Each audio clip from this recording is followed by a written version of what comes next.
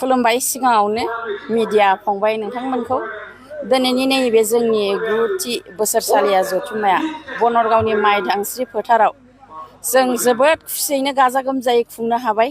जों माइनाव आफादनि जानानै बेखौनो फोरमायहरनो लुबैयोदि जाहाथे जोंनि बे दुलाराय गुदि बाथौ आफादा साबसिननिफ्राय हामसिन जों गोजौआव फोजौलांनो हायो आरो जोंनि धोरोमा मुलुगनां जेरावबो गोसारनानै थायो। आं बेखौनो लुबैयो। मुलुग गोजोन न'खर गोजोन आरो गासै रायजोनि न'खर संसार गोजोननि थाखाय मा आर'ज फोरमायगोन नोंथाङा दिनैनि सानावहाय?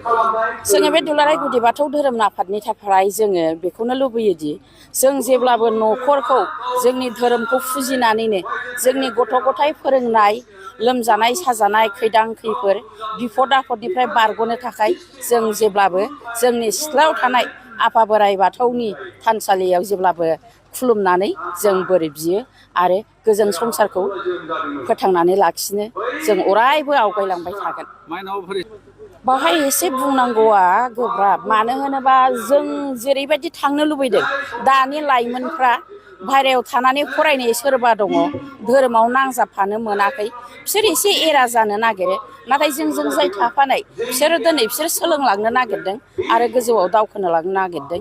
नाथाय जों दुखु मोनथाव बाथ्राया बेनो जे बिमा हिसाबै दानि लाइमोन उन्दैसा फरायनायफ्रा निसा बुस्थु जानानै एसे जोलाव जोफाव जानायाव जों बिराद दुखु मोनो। नाथाय जों बेखौ फोसाबनो आरो फोजौलांनो थाखाय जों धोरोम आफाद जानानै नाजाबाय थागोन आरो बिमा माहारि जानानै जों बेखौ फोजोबस्रांनायनि लामायाव लांथारगोन। बै समनि धोरोम सिबिनायनि आरो आथिखालनि धोरोम सिबिनायनि बिथिङाव एसे दिफारेन्स बा गुस्लायनाय बा साबसिनखौ नुनो मोनदों, नैबे समाव मा फोरमायगोन बायद'?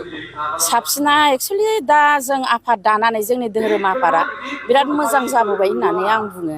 मानो होनबा बै समाव जों आफाद गैया हिसाबै न'खर न'खरल' खुलुमनाय सिबिबोनायाव एसे गुलाय गुजाय नुनो मोनदों, बियो सैथो बाथ्रा।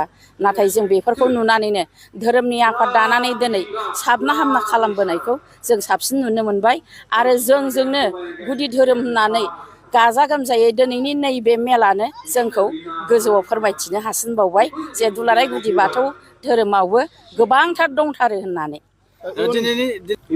बेखौथ' जोङो बे अपेन मिटिङावहाय धोरोमनि खोथाफोरखौ जों रावनोबो फोरमायख'नो हाया। ओंखायनो जोंहा धोरोम आफादनि थाखाय सेमिनार लिंथुमखायो। जों डिस्ट्रिक्ट वाइसयै सेमिनारफोरखौ सावरायो धोरोमनि खोथाफोरखौ। नाथाय नैबे जोंनि कनफारेन्सआव जों धोरोमनि गोबां खोथाफोरखौ जों सावरायनो हाया। मानो होनबा जोंहा माखासे थांखिफोर दङ। जों बे थांखिफोरखौ जोंनि बे डेलिगेट सेसनाव आजावनानै लानाय जायो, बेफोरखौसो सावरायनाय जायो आरो जोबथारनायाव जोङो अपेन सेसनखौ खुंनाय जायो। उन्दै उन्दै गथ'साफोरखौ उन्दै समनिफ्रायनो धोरोमारि सानस्रिखौ होनो थाखाय दुलाराय बिगोमा बा बिमा बिफाफोरखौ जोंनि बिमा माहारिखौ जे उन्दैनिफ्रायनो जों जेब्ला बाथौआव हाबो अब्ला जोङो गथ'खौ नारखानो नाङा।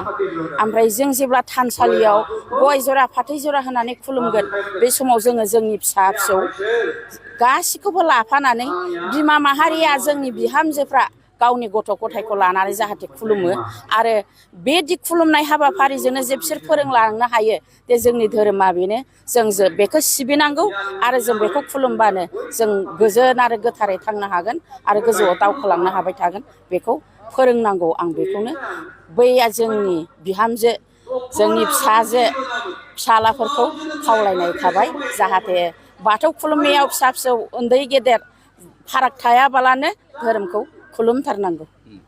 धन्यबाद बायद'।